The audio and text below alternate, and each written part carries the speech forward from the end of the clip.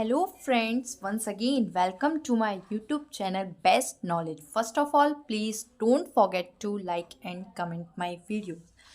आज हम पढ़ेंगे BSc फोर्थ सेमेस्टर में मैथ्स का चैप्टर नंबर 2। मैं अपनी सारी वीडियोस में बताती हूँ और आपको फिर से बता रही हूँ। BSc फोर्थ सेमेस्टर में मैथ्स की 2 बुक लगी हुई हैं, जिसमें से फर्स्ट बुक के लेक्चर्स चल रहे हैं, सेकंड बुक के लेक्चर्स भी चलेंगे, बट अभी फर्स्ट बुक के लेक्चर्स चल रहे हैं, जिसका चैप्टर नंबर 2 का लेक्चर नंबर 3 है। आज partial differential equation of the first order इस चैप्टर का नेम है, चैप्टर नंबर 2 का नेम है। आज ये इसका लेक्चर नंबर 3 है। अगर आपको इसके प्रीवियस के लेक्चर्स देखने हैं, इसके प्रीवियस वाले चैप्टर नंबर 1 के लेक्चर्स देखने हैं, तो डिस्क्रिप्शन में मैं उसकी बनी बनाई प्लेलिस्ट का लिंक दे दूँगी। आप वहाँ से जाकर मेरे प्रीवियस के सारे लेक्चर्स देख सकते हैं। और ये जो फर्स्ट बुक है डिफरेंशियल इक्वेशन है, इस बुक का नेम, जो BSc फोर्थ सेमेस्टर में लगी हुई है। इसके 2 लेक्चर्स हो चुके हैं, तो मैं आपको एडवाइस करूँगी कि पहले आप इस चैप्टर को समझने के लिए उन दोनों लेक्चर्स को देख लें, क्योंकि मैंने उसमें काफ़ी अच्छे से डिस्कस किया है कि पार्शियल डिफरेंशियल इक्वेशंस क्या होती हैं और उससे रिलेटेड क्वेश्चंस भी किए हैं। और साथ ही हमने एक प्रीवियस वाले लेक्चर में एक मेथड सीखा था डिफरेंशियल इक्वेशंस को सॉल्व करने का, Lagrange method, Lagrange linear equations. तो उससे आपको काफ़ी ज़्यादा हेल्प होगी, तो आप पहले वो देख लें। और आज हम इस लेक्चर में एक नए टॉपिक का डिस्कस करेंगे, नए मेथड का डिस्कस करेंगे, जो मोस्ट इम्पॉर्टेंट है और काफ़ी अच्छा है, जिसका नेम है चापिट्स मेथड। मैं आपको एक्सप्लेन करती हूँ चापिट्स मेथड क्या होता है। देखिए फ्रेंड्स, मैंने हेडिंग डाल दी है यहाँ पर, चापिट्स मेथड। फर्स्ट ऑफ ऑल, जो हमने अपने प्रीवियस लेक्चर में पढ़ा था लेग्रांज लीनियर इक्वेशन, तो उसकी मैंने पहचान बताई थी आपको कि आप कैसे पहचानेंगे कोई partial differential equation Lagrange linear equation है। आप उसको पहचानेंगे P और Q से। अगर उसमें P है और Q है, इसका मतलब वो partial differential equation Lagrange linear equation है। बट चापिट्स मेथड में समझने के लिए आप कैसे पहचानेंगे कि हम इसमें चापिट्स मेथड लगाएं। आप बोलेंगे अभी आपने प्रीवियस लेक्चर में हमें लेग्रांज मेथड से क्वेश्चन कराए और इस लेक्चर में आप चापिट्स मेथड से बताने वाली हैं। उसको रिकॉग्नाइज करने के लिए लेग्रांज में आपको पार्शियल डिफरेंशियल इक्वेशन में P और Q मिलेगा, चापिट्स मेथड में आपको PQ के साथ XYZ भी मिलेगा, PQ के साथ XYZ वेरिएबल भी मिलेगा। फर्स्ट ऑफ ऑल मैं इसकी लैंग्वेज लिख देती हूँ, जो मैंने इतना सब कुछ बोला। Let the given partial differential, short में लिख देती हूँ, equation be f(x, y, z, p, q). इसका मतलब है कि आपको वहाँ पर कौन कौन से वेरिएबल मिलेंगे, x, y, z and p and q। जिस तरह से मैंने आपको लेग्रांज लीनियर इक्वेशन में लेग्रांज की ऑक्सिलरी इक्वेशन बताई थी, उसी तरह से चापिट्स मेथड में चापिट्स ऑक्सिलरी इक्वेशन भी होती है। ये वीडियो, ये लेक्चर प्रीवियस वाले लेक्चर से काफ़ी लिंक कर रहा है, तो इसको काफ़ी अच्छे से समझने की कोशिश करें। हम यहाँ पर अब पढ़ते हैं द चापिट्स ऑक्सिलरी इक्वेशन। ठीक है, ऑक्सिलरी इक्वेशन फिक्स होती है, तो आपको उसकी वैल्यू और उसका फॉर्मूला अच्छे से याद होना चाहिए।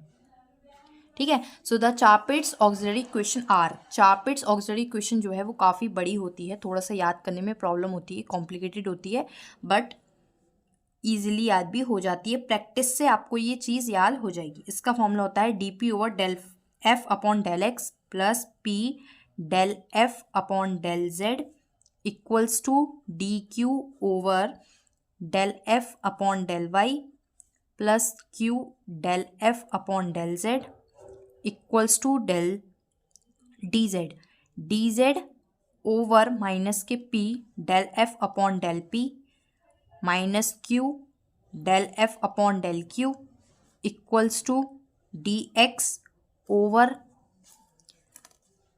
माइनस के del(f) upon del(p) equals to dy, dy over minus के del(f) upon del(q) and equals to df equals to upon में 0। ये इतनी बड़ी ऑक्सिलरी इक्वेशन होती है चापिट्स की। ठीक है, ये इक्वेशन होती है, ये आपको अच्छे से याद करनी है, तो आप इसको अच्छे से याद कर लें। ये पूरा फॉर्मूला है चैप्टर्स ऑक्सिलरी इक्वेशन का। ठीक है, अब आपको पता होना चाहिए कि डी तो होता है डिफरेंशिएशन के का साइन और डेल होता है पार्शियल डिफरेंशिएशन का साइन। जब हम पार्शियली डिफरेंशिएशन करते हैं किसी फंक्शन का तो हम वहाँ पर डेल का यूज़ करते हैं।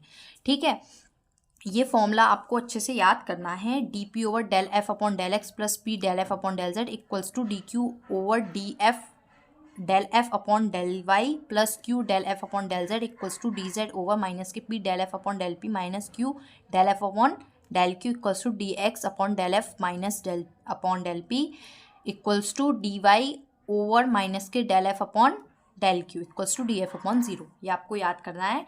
जब आप क्वेश्चंस करेंगे ना चार्पिट्स मेथड से रिलेटेड 2-3 क्वेश्चन ही करेंगे, आपको ये फॉर्मूला याद हो जाएगा। प्रैक्टिस से फॉर्मूला याद होता है। कभी कभी कोई फॉर्मूले बड़े होते भी हैं कॉम्प्लिकेटेड, तो जब आप उनसे रिलेटेड क्वेश्चंस करते हैं तो आपको वो फॉर्मूला याद हो जाता है। तो बस आप ध्यान रखिए, ऊपर हमेशा डी है, सारे टर्म्स में डी है ऊपर और नीचे डिनोमिनेटर में डेल है।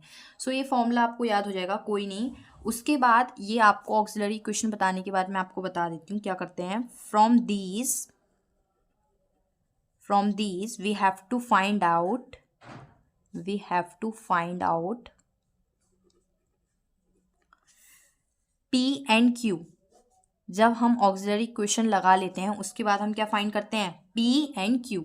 देखो लैग्रांज लीनियर इक्वेशन में क्या था, पहले हम पी और क्यू फाइंड करते थे उसके बाद ऑक्सिलरी इक्वेशन लगाते थे। बट चार्पिट्स में पहले हम ऑक्सिलरी इक्वेशन लगाएंगे, वहाँ से हम पी और क्यू की वैल्यू निकालेंगे और फिर हम उसके सॉल्यूशन में रखेंगे। तो इसका जो सॉल्यूशन होगा then complete integral is given by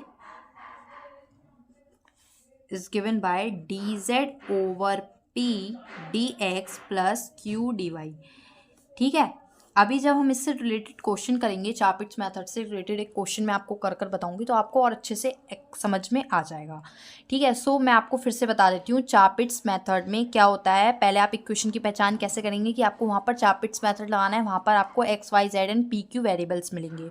उसके बाद चार्पिट्स ऑक्सिलरी इक्वेशन को आप लिखेंगे और वहाँ पर वैल्यूज़ को सारी पुट करेंगे।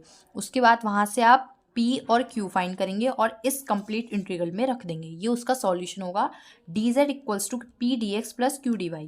पी की जो वैल्यू निकालेंगे वो रख देंगे, पुट कर देंगे यहाँ पर, एंड क्यू की वैल्यू जो हम फाइंड करेंगे वो हम यहाँ पर क्यू के प्लेस पे पुट कर देंगे। ठीक है, इस तरह से हम इसको सॉल्व करेंगे और आपको ये सारी वैल्यूज़ फाइंड आउट करनी होगी। मतलब डी पी यानी कि जो क्वेश्चन में पी दे रखा होगा उसका डिफ्रेंसिएशन करेंगे, क्यू का भी, जेड का भी, एक्स का भी, वाई का भी। इसी तरह से आप फंक्शन का एक्स के रिस्पेक्ट में, वाई के रिस्पेक्ट में, जेड के रिस्पेक्ट में, पी के रिस्पेक्ट में, क्यू के रिस्पेक्ट में, इस तरह से आपको सारे डिफ्रेंसिएशन करते हैं। सो इस रिलेटेड एक क्वेश्चन करते हैं नेक्स्ट पेज पर। ओके, सो देखिएगा फ्रेंड्स, मैंने यहाँ पर एक क्वेश्चन को नोट कर दिया है। P x plus Q Y equals to K P Q.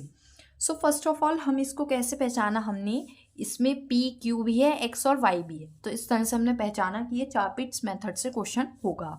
सो जो क्वेश्चन आपको गिवन होता है उसको हम एक फंक्शन में कन्वर्ट कर देते हैं।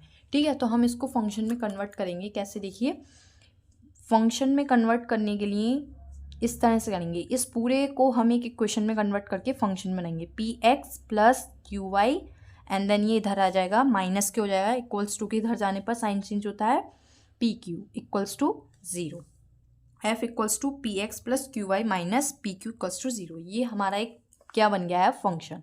इसको हमने फर्स्ट इक्वेशन कंसिडर कर लिया। अब हमको किसकी नीड है, हमको नीड है चार्पिट्स ऑक्सिलरी इक्वेशन की, जो कि इतनी बड़ी है। सो ये सारी वैल्यूज़ हम पहले फाइंड आउट कर लेते हैं। देखिए कैसे, सबसे पहले हमको फर्स्ट वाले टर्म में क्या चाहिए, del F upon del x. इसका मतलब फंक्शन का एक्स के रिस्पेक्ट में पार्शियली डिफरेंशिएशन।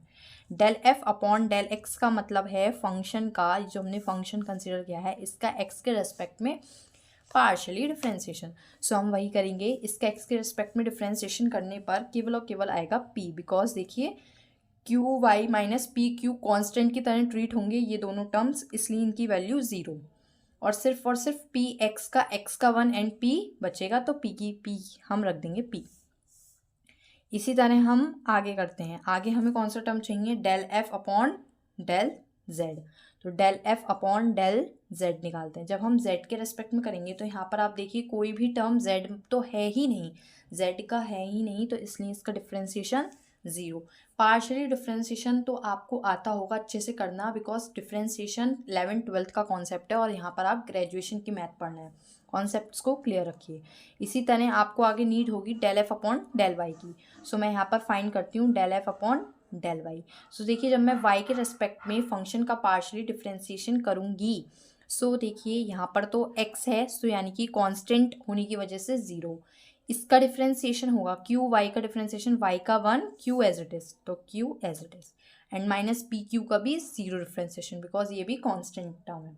सो del F upon del y भी आ गया आपके पास q। तो इस तरह से हमने del F upon del x, del F upon del y and del F upon del z find करा। कैसे, फंक्शन का पार्शियली डिफ्रेंसिएशन करके। उसी तरह आपको नीड होगी आगे del F upon del P की and del F upon del Q की। तो हम वो भी फाइंड कर लेते हैं, del F upon del P, यानी कि फंक्शन का, विच मीन्स फंक्शन का partially differentiation with respect to P. So जब पी के रेस्पेक्ट में डिफ्रेंसिएशन करेंगे तो पी एक्स का यहाँ पर आपका बचेगा एक्स, बिकॉज पी का 1, क्यू वाई का 0 एंड पी क्यू का अगेन माइनस के q. Similarly we will differentiation with respect to q. okay, so differentiation with respect to q करेंगे, so px is 0, differentiation of px is 0 and qy का differentiation y minus यहाँ पर pq का करेंगे तो p, because q का 1, तो y minus p। सो यहाँ से हमने फाइंड किया del F upon del p and del F upon del q, x minus q and y minus p. तो इस तरह से हम देखिए जो हमें ऑक्सिलरी इक्वेशंस में टर्म्स चाहिए वो अच्छे से हम फाइंड कर चुके हैं। अब हम क्या करेंगे, हम ऑक्सिलरी इक्वेशन में इन सब की वैल्यूज़ रखेंगे। सो यहाँ पर लिखेंगे by Charpit's auxiliary equation is. So auxiliary equation यहीं पर मेरी नोट है, तो मैं नहीं नोट कर रही हूँ, बट आप जब क्वेश्चन करें तो उस क्वेश्चन में पहले आप नोट कर लें, बिकॉज डायरेक्ट लगाने से कहीं ना कहीं आपकी मिस्टेक हो सकती है। तो पहले आप उसको अच्छे से प्रॉपर लिख लें, फिर उसके बाद स्टेप बाय स्टेप उसकी वैल्यूज़ को पुट करें। सो पुट करते हैं हम वैल्यूज़ को, D P over del F upon del x, del F upon del X की value p plus p del F upon del Z, del F upon del Z की value 0 लगा दें यहाँ पर, equals to D Q over del F upon del Y, del F upon del Y की value कितनी है Q plus Q del F upon del Z, Q into del F upon del Z की value है 0 equals to D Z over minus के P del F upon del P, minus के P del F upon del P, del F upon del P की value है X minus Q plus, नहीं minus है यहाँ पर Q minus Q del F upon del Q, del F upon del Q की value कितनी है y minus P. ऐसे आपको क्या करना है, ऑक्सिलरी इक्वेशन में वैल्यूज़ को पुट करते जाना है ईजिली। इक्वल्स टू में है D X upon minus K del F upon del P, equals to D X upon minus K del F upon del P, del F upon del P यानी कि minus के x minus Q, equals to D Y upon minus K del F upon del Q. तो del F upon del Q की value कितनी है y minus के p, but वो भी विद नेगेटिव साइन, तो y minus p equals to D F upon 0। So d F upon 0 हमने as it is रख दिया। सो ये मैंने ऑक्सिलरी इक्वेशंस में वैल्यूज़ पुट कर दी हैं। क्लियर। अब इसको हम इजीली आगे सॉल्व करते हैं। देखिए कैसे, D P over T plus P cross 0 equals to D Q over Q plus Q cross 0 equals to D Z over अंदर मल्टीप्लाई करा देते हैं माइनस के P X and then minus plus P Q, minus के Q Y and minus plus P Q. देखिए इसकी भी मैंने अंदर मल्टीप्लाई करा दी, माइनस के Q Y and minus plus P Q. So equals to D X over ये वाले टर्म्स को एज इट इज रख देते हैं माइनस के x minus Q equals to D Y over minus के वाई माइनस टी। ठीक है, इसको हम चाहे नेग्लेक्ट भी कर सकते हैं, इस टर्म को, लास्ट वाले टर्म को, डी एफ अपॉन जीरो। बहुत सारे क्वेश्चंस में ये लिखते भी नहीं है ये वाले टर्म को। ठीक है, अब हमने इसको और सिंप्लीफाई कर दिया, अब हम इसको और सिंप्लीफाई करेंगे।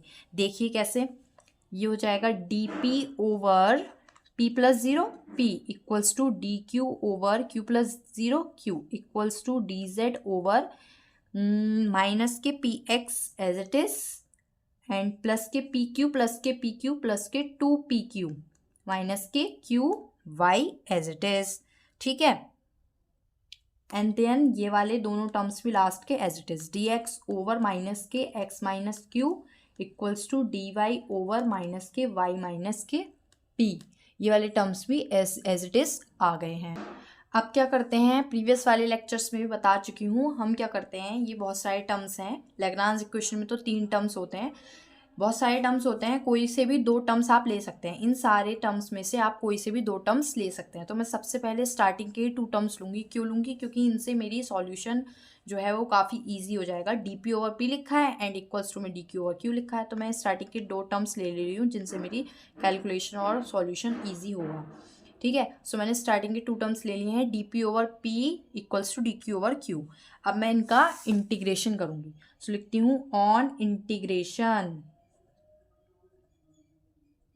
ऑन इंटीग्रेशन, इंटीग्रेशन का साइन लगा देती हूँ, D P over P integration का sign, D Q over Q integration का साइन। सो आपको पता होगा 1 ओवर पी का इंटीग्रेशन होता है log p equals to 1 over q का इंटीग्रेशन होगा लॉग क्यू और एक कांस्टेंट अटैच करेंगे लॉग C1। ठीक है, सो यहाँ से आपको पता है लॉग की प्रॉपर्टी मैं अपने प्रीवियस लेक्चर में बता चुकी हूँ, प्लस में होता है, अगर 2 लॉग अगर प्लस में होते हैं तो वो किस तरह से लिख लिए जाते हैं, मल्टीप्लाई में, लॉग क्यू C1। इसके जो टर्म्स हैं वो मल्टीप्लाई में लिख लिए जाते हैं, मैं वही कर रही हूँ, क्यू और C1 दोनों को मैंने मल्टीप्लाई में लिख लिया, लॉग से लॉग कैंसिल। सो यहाँ से आपको p की वैल्यू फाइंड होती है QC1। तो देखिए मैंने आपको जैसे बताया था कि आपको p और q की वैल्यू फाइंड करनी है, सो हम p की वैल्यू फाइंड कर चुके हैं, p की वैल्यू आ गई है QC1। अब हम q की वैल्यू फाइंड करेंगे। ठीक है, फिर हम इसके सॉल्यूशन में जो इसका जनरल सॉल्यूशन है उसमें वैल्यू रख देंगे। सो p की वैल्यू फाइंड कर चुके हैं, अब हम q की वैल्यू फाइंड करेंगे नेक्स्ट पेज पर। सो q की वैल्यू फाइंड करने के लिए हम इक्वेशन नंबर 1 में जाएंगे वापस। क्यों जाएंगे, देखिए इक्वेशन नंबर 1 कौन सी थी, ये वाली, ये इक्वेशन नंबर 1 है, हम इसमें जा सकते हैं बिकॉज यहाँ पर p टर्म्स है और यहाँ पर q भी है। सो यहाँ पर अगर हम p की वैल्यू रख देंगे तो हमें q की वैल्यू मिल जाएगी। तो from equation number 1, from equation number 1, so equation number 1 हमारी थी, उसको हम नोट कर लेते हैं, p x plus Q y minus p q equals to 0। ये हमारी इक्वेशन नंबर 1 थी। p के प्लेस पर हमने जो फाइंड किया है वो रखना है, p के प्लेस पर हमको रखना है QC1। सो p के प्लेस पर आप रख दीजिए, पुट कर दीजिए QC1 x plus Q y minus QC1 q equals to 0। So अब देखिए कैसे, इन सब में से मुझे यहाँ पर कॉमन दिख रहा है q, सो मैं q कॉमन ले लेती हूँ। q कॉमन लिया तो अंदर बचेगा C1x plus y minus C1q equals to 0। q 0 के पास चला जाएगा, सो क्या बचेगा, C1x plus y minus C1q, उसके बाद इक्वल्स टू 0। अब मैंने क्या किया, C1 को मैं इधर ले गई, C1x plus Y equals to C1q को मैं इक्वल्स टू के इधर ले गई, तो ये नेगेटिव से कैसा हो गया, पॉजिटिव। अब q की वैल्यू आप इजीली फाइंड कर सकते हैं, C1x प्लस वाई एंड ये मल्टीप्लाई में जाएगा नीचे डिवाइड में। सो हम ये q की वैल्यू भी फाइंड कर चुके हैं, q इक्वल्स टू के C1x plus y upon C1। इस तरह से हमने p और q की वैल्यू फाइंड कर ली है। अब p और q की वैल्यू फाइंड कर ली है तो आप देखिए q की जो वैल्यू है x, y और C1 में आ रही है एंड p की वैल्यू q के टर्म्स में आ रही है। सो हम p की जो वैल्यू आई है हमारे पास QC1, वहाँ पर q के प्लेस पर हम q की वैल्यू पुट कर देते हैं। तो q के प्लेस पे हम पुट करेंगे C1x plus y over C1 cross C1, C1 से C1 कैंसिल, p की वैल्यू भी आपको मिल जाएगी x C1 प्लस वाई। इस तरह से आपको वैल्यू मिल गई है p और q की। अब हम इसके जनरल सॉल्यूशन में रख देंगे। जो इसका जो सॉल्यूशन था वो क्या था, solution D Z equals to K P D x plus Q D Y. इसका क्वेश्चन चार्पिट्स का थोड़ा सा लेंथी हो जाता है, बड़ा क्वेश्चन है, लॉन्ग में आता है, एग्जाम में आता भी है, तो कोई टेंशन वाली बात नहीं है कि इतना बड़ा कैसे जा रहा है। ठीक है, उसके बाद रख देते हैं वैल्यू, उसको पुट कर देते हैं p के प्लेस पे, p की वैल्यू पुट करेंगे, p is c1x plus y d x and q is c1x plus y upon c1 d y. ये मैंने वैल्यूज़ को पुट कर दिया है। अब मैं क्या करती हूँ, ऑन इंटीग्रेशन, इसका क्या करती हूँ, इंटीग्रेशन, ऑन इंटीग्रेशन। कॉन्सेप्ट को क्लियर रखिए, स्टेप बाय स्टेप समझने की कोशिश कीजिए। अगर फिर भी कोई डाउट हो तो मुझे कमेंट बॉक्स में ज़रूर बताएं, मैं आपकी डाउट क्लियर कर दूँगी, या फिर आप वीडियो को पीछे करके दोबारा देख सकते हैं, बट डाउट मत रखिए। अब इंटीग्रेशन करते हैं, डी जेड का इंटीग्रेशन एंड देन यहाँ पर c1x प्लस वाई का integration plus c1x plus y over c1 का इंटीग्रेशन।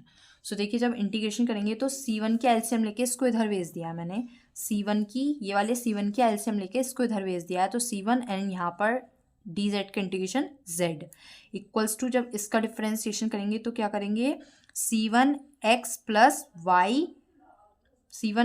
वाई का होल स्क्वायर ओवर के 2। बिकॉज 2 क्यों आएगा, बिकॉज 2 इसलिए आएगा क्योंकि नॉर्मल किसी नंबर का करते हैं तो उसका होल स्क्वायर नीचे डिवाइड हो जाती है उसी नंबर से, एंड देन एक कांस्टेंट अटैच होगा b। सो इस तरह से ये इसका सॉल्यूशन है और ये क्वेश्चन भी कंप्लीट हो गया है। Thank you friends for watching my video, please share, like and comment. Thank you friends.